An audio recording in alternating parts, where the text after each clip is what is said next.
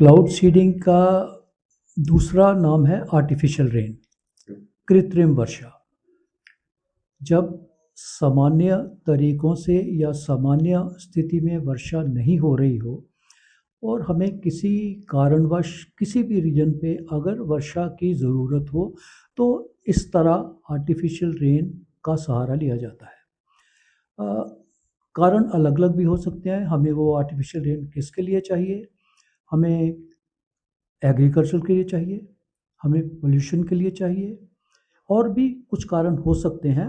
तो उस पे डिपेंड करता है कि किस तरह और कब और कितनी वर्षा हमें चाहिए उन उस स्थिति में।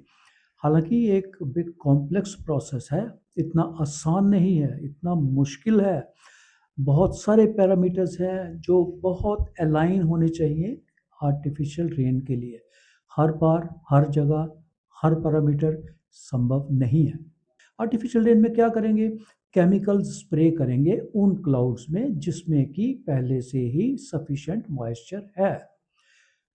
आर्टिफिशियल रेन में ये होता है, देखो ये जो जो सामान्य रेन है उसमें क्या है, बादल बनते हैं, उसके अंदर मॉइस्चर होता है, ड्रॉपलेट्स होते हैं, अच्छे साइज के ड्रॉपलेट होते हैं।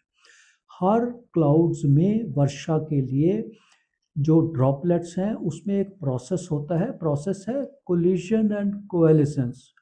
मतलब एक दूसरे के साथ टकराना और टकरा के बड़े बड़े ड्रॉपलेट बन जाना। लॉन्ग टर्म में कहें नुकसान ज़्यादा है, फ़ायदा कम है।